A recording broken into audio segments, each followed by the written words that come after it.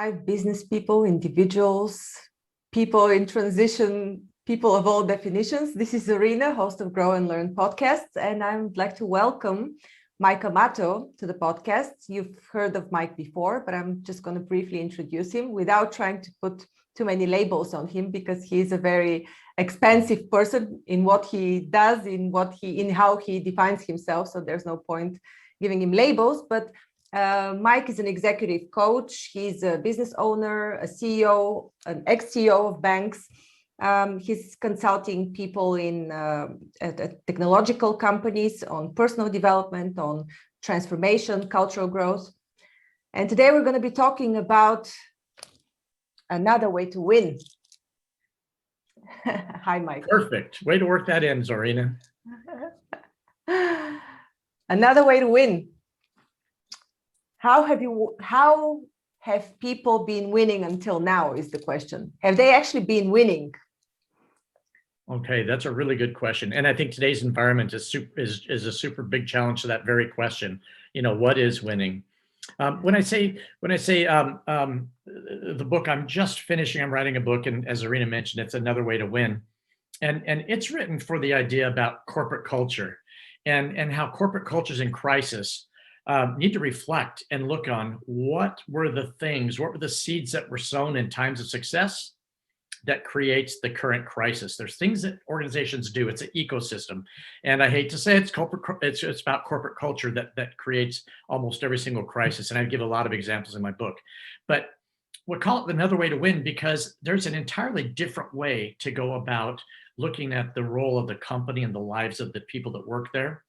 And I try to think of it in two different ways. The individuals, each of you, how you and who you are when you bring yourself to work and what that looks like. And then you look at your job if you're a leader, especially if you're in human resources right now, an HRD or in the human resources function at all. It's probably never been tougher. In other words, you're trying to help the business succeed, and you're trying to mentor and assist people in personal development. And yet you're a little bit removed, and certainly removed now physically through this pandemic and the challenges that creates. You know, Zorina, it highlights for me an interesting survey that Microsoft just did. And Microsoft sent out a survey to all levels of management, and came back and they found out that they asked executives and said, "Well, how do you think Microsoft has survived this pandemic?" And they said, "Oh, we've thrived. People have stepped up to the challenge. We're bolder than ever before. We're braver than ever before, and just more successful. Our customers love it." Well, when they got the survey back from non-executives, 41% of the people that answered the survey were saying that they were overstressed, overtaxed, and overworked. 39% were saying they were looking for jobs outside the organization. Mm-hmm. So can you see the gap in terms of what the company wants to accomplish and what leadership feels is the pulse of the organization to what's really happening? So I think about it again from the standpoint of more than another way to win for the company to succeed.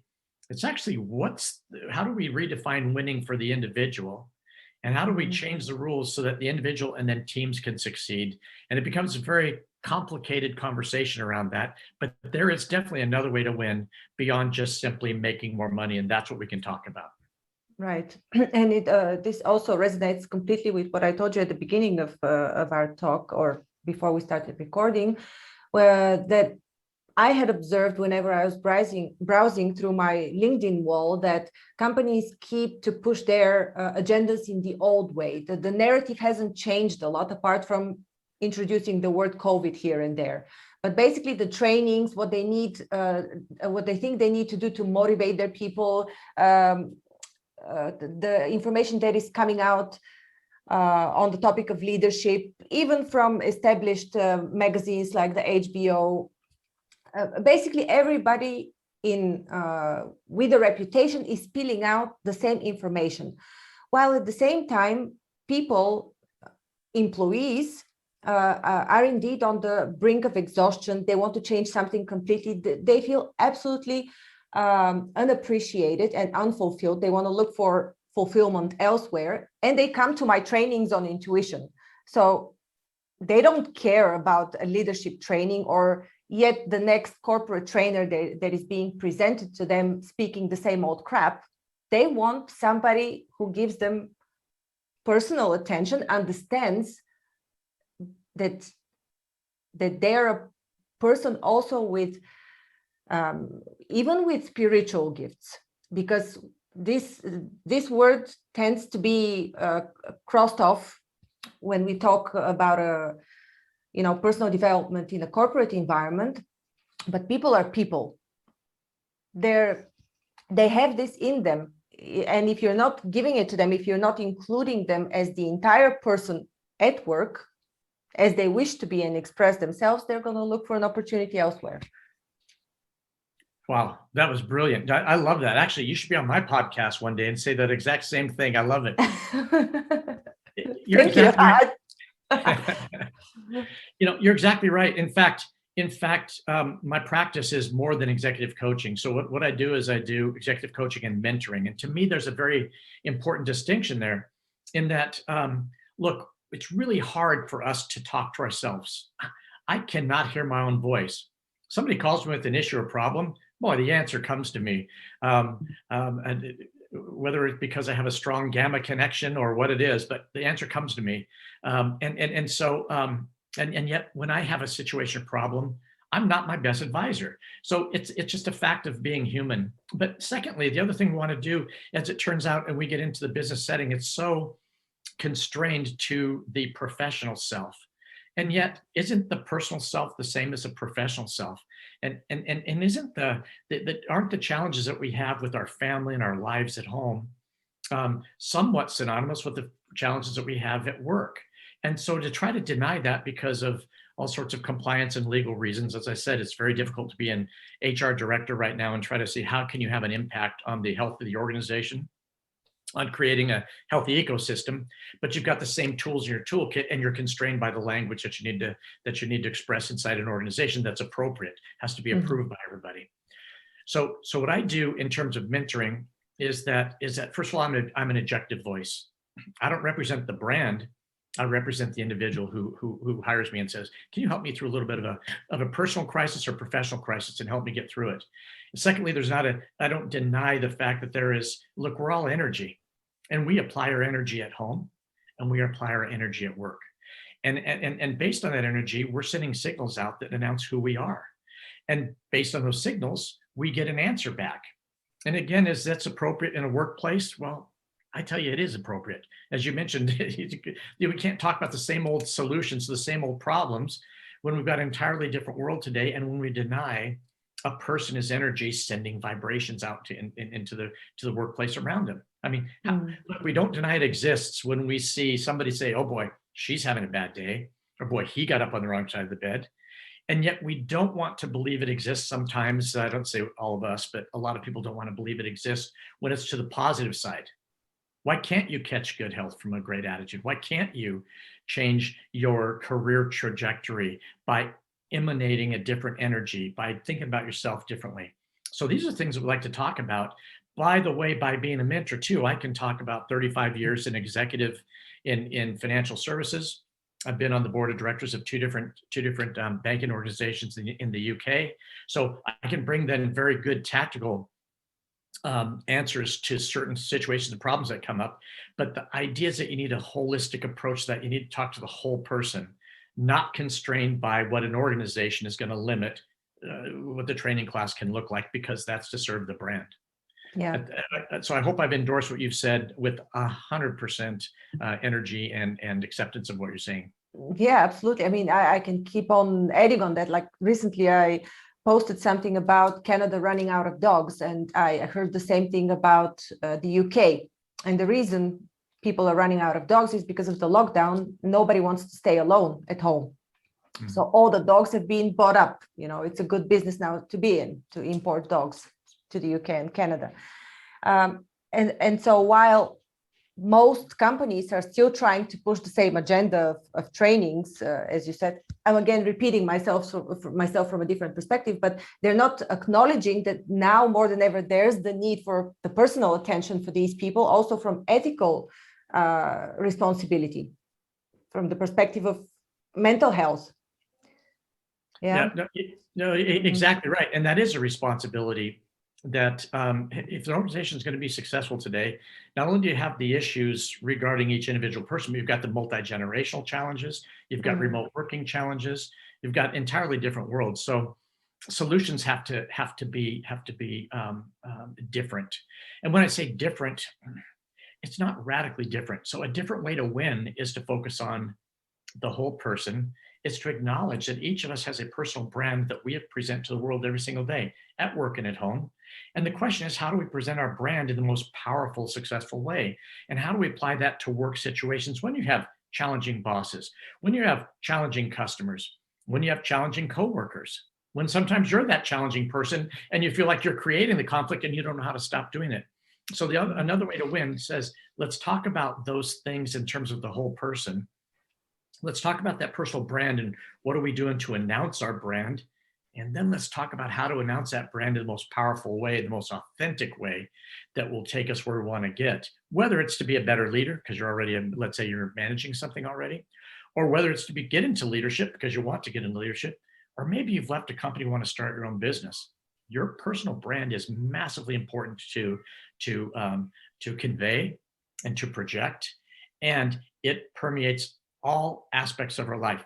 I'll tell you something, Zorina, interesting thing just happened again the other day with a client. I always talk about my program as being 6 sessions. And in reality, what I do is basically, I'm your trusted advisor for a 4 to 6 month period of time. And I'm on call when there's a situation, a problem, something comes up, reorganization at work, etc. Invariably, it's amazing, but invariably, the 4th call turns to, what about my personal life? I've given so much to work. I've done so much to work, especially at home now, 16 hours a day doing work tasks and things that I don't have a personal life anymore. Can we talk about that? Does this program work for that? And I always laugh because the answer is absolutely yes, absolutely. And in fact, we've got amazing results in personal life. Once you practice projecting your personal brand at work, you can also project a different personal brand out when you're an individual not at work into your personal life. And it's phenomenal, whether it's to your children, to your partner you're going to meet one day, to your friends, or again in the environment at work. It's phenomenal what happens when we start looking at how to bring your most powerful brand and project it from a standpoint of your highest and best energy. And I'll give you one quick other comment, then I'll pause for a second. But what one of the key drivers of all of this, and you touched on it, is that there's human beings have a survival instinct. We all know that. And what's a survival instinct? Driven by scarcity. There's a whole bunch of topics written around scarcity. When we fall into scarcity mindset, we do things that close up. We protect our assets. We feel challenges when there may not be challenges. We do certain things that send certain signals. So if we don't address the scarcity mindset, meaning this right survival mindset, and do it in the right way, right off the start, right off the bat, then we'll be far less successful in helping somebody say, how do I project myself differently? And oh, by the way, how does this different projection create the life I want, create the career that I want? And that's what I love talking about, is begin to deal with that scarcity. It's obvious what's in it for me has to be answered right off the bat. Yeah. What can I add? It reminds me a bit of course, you bring your own personality and it's your own personal approach, but it also reminds me of the program that I've been rolling out first for entrepreneurs, and then it's also available for corporations as a training, which is Business with Meaning, that looks at in 3 basic areas of your life. One is, it's not really an area, it's yourself, how you see yourself, what you believe in, basic values, any possible psychological blocks that you may have. You're looking at yourself as a holistic being. Then the second layer is your relationships, what defines your relationships and how you relate to people. And the third one is directional. So that's the purpose and whether your personal values connect on some level to the values of the company. But you mentioned something earlier about also 3 pillars of success, and they were related to to the book, Another Way to Win. And these were determination. What was it again that you talked about? Yes, thank you. In the pre-call, we talked about a formula, and it's a formula for success, a formula for freedom, a formula for growth, to feel accomplishment, right? So what's this formula look like? It's quite basic, but it's really important to break it down and talk about it. So number one, the first aspect of the formula is motivation. Look, why does Instagram, Facebook, social media really exist? It exists because we look to other friends and family and stay in touch. But also, do you notice the proliferation of the wisdom of the ages?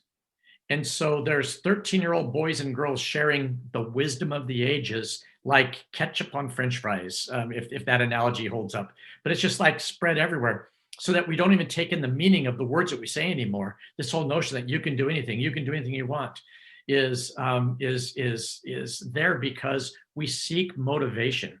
Now remember that motivation is an outside force that moves us. It causes us to be affected. So motivation is when you see a great speaker who says something that resonates with you and vibrates in your soul.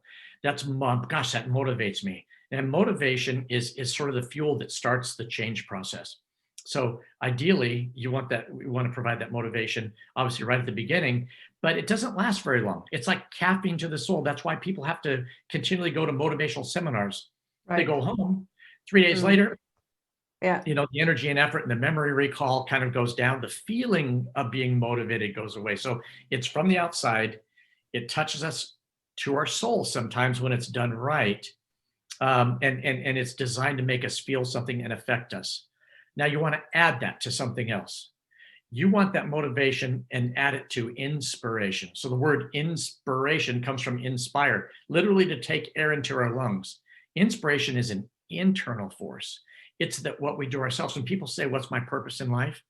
What's my purpose in this company? What's my purpose with family? They're looking for inspiration.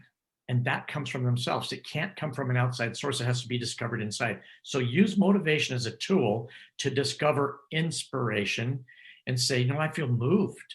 I now feel moved. And it's a very sustainable and long-term, again, discovery of purpose that begins to move our feet. So many CEOs that I coach, I'll tell you, I have to say, CEOs, you're trouble for me because you talk about change, you embrace change, you want to understand the drivers of it, you nod your head and you lean into it, but you don't move your feet. Okay? Mm-hmm. All of us have to move our feet, and that's inspiration plus motivation allows that to happen. We've got to move ourselves. So that's the first part of the formula. Remember mathematical formulas? Put that in brackets, motivation plus inspiration. Now we want to have a multiplier effect. What is the thing that multiplies the sum of those two things? It's going to be determination. I was watching a TV show last night called The Undercover Billionaire. And The Undercover Billionaire had a challenge with this little barbecue stand they made. And they interviewed him afterwards. He said, what a successful person does, what a successful business owner does, anything we do in our life does, is you've got to be determined. You've got to be more determined than the competition if you're going to take market share from your competitor. Mm-hmm. Determination is massively important. Other people call it grit.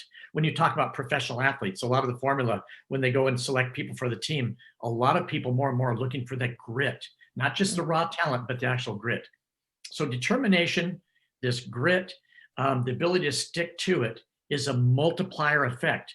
It takes the sum total of motivation plus inspiration and it magnifies it based on the power of that person's determination.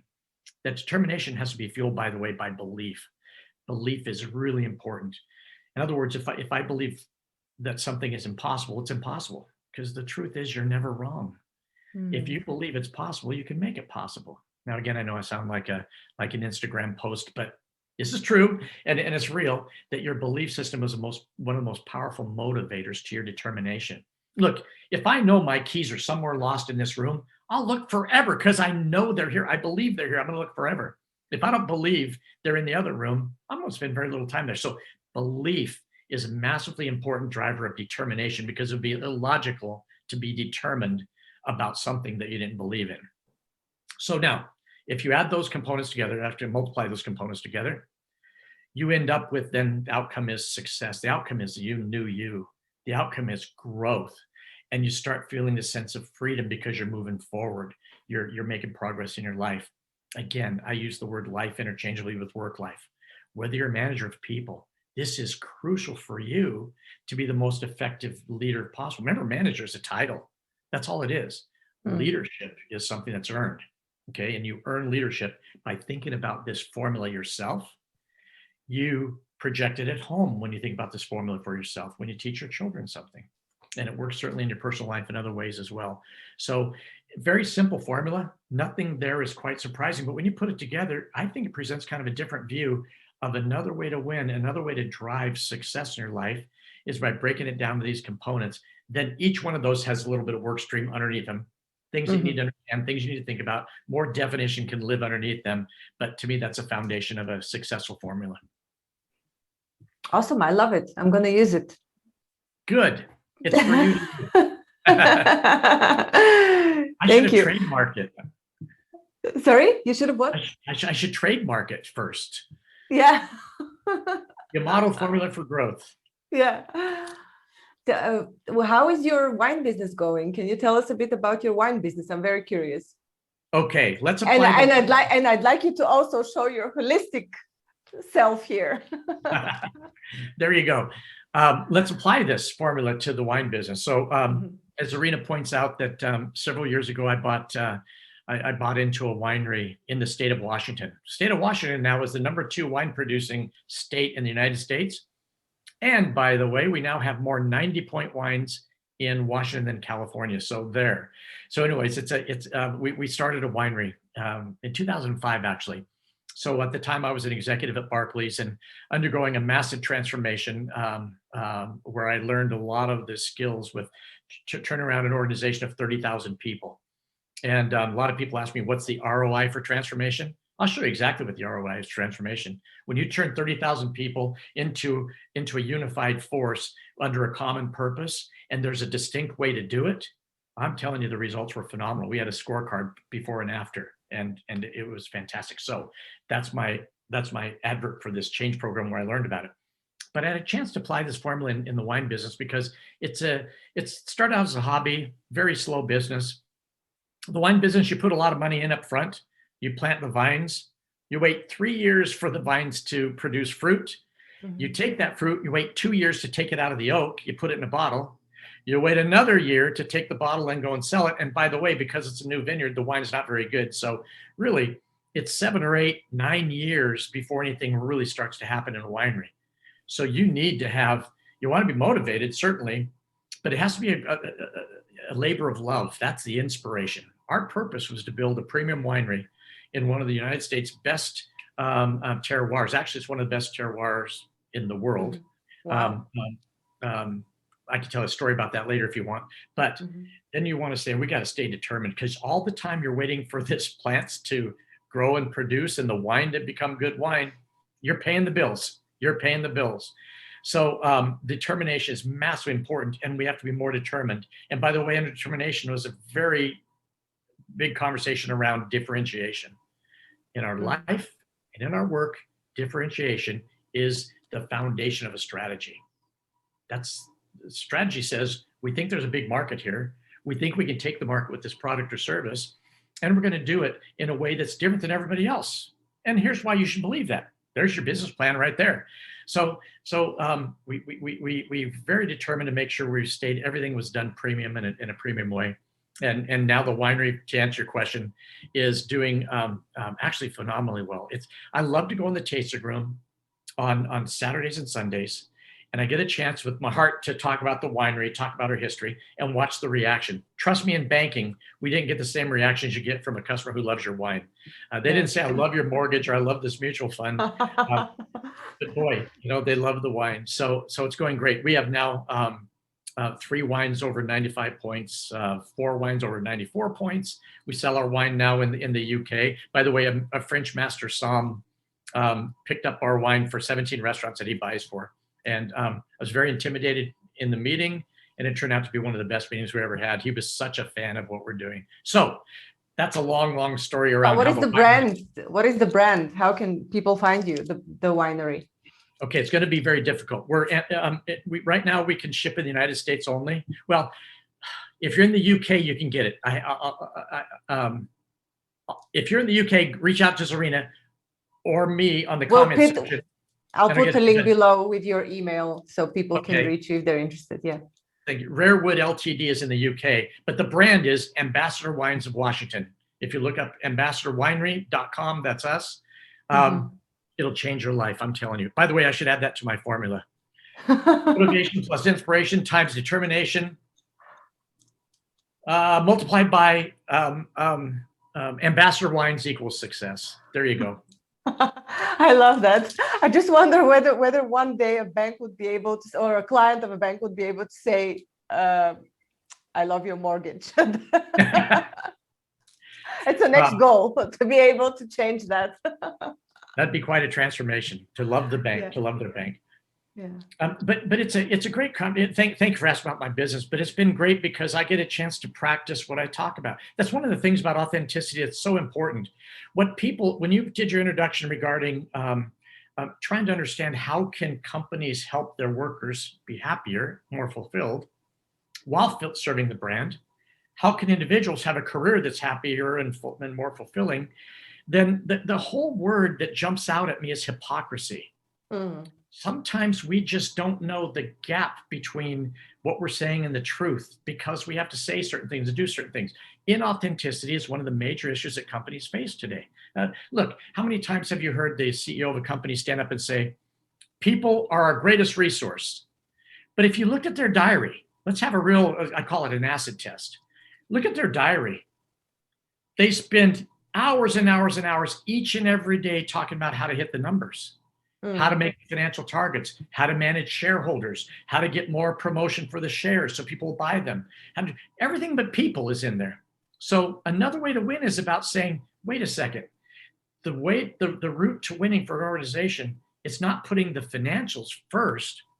It's actually putting your money where your mouth is, which is, why don't we invest in the people? I'll tell you what, the employees of an organization know what's wrong in that company. You know, one of the key things besides understanding the scarcity mindset, the next key thing is to understand and flatten the organization. Use social media to connect and listen to the workers. They know which processes are broken. They know what customers complain about. They know what things we need to do better in order to help make their teams perform better. They know these things. We need to listen more to them. The old suggestion box is dead. Let's not have an occasional fireside chat with the CEO. Let's connect and flatten that organization. Change comes from bottom up and top down. So that's really important part of it. So ending hypocrisy is massively important. If people are the most important resource, show me the diary that says, what did you do to talk about your corporate culture this week versus boost the share price?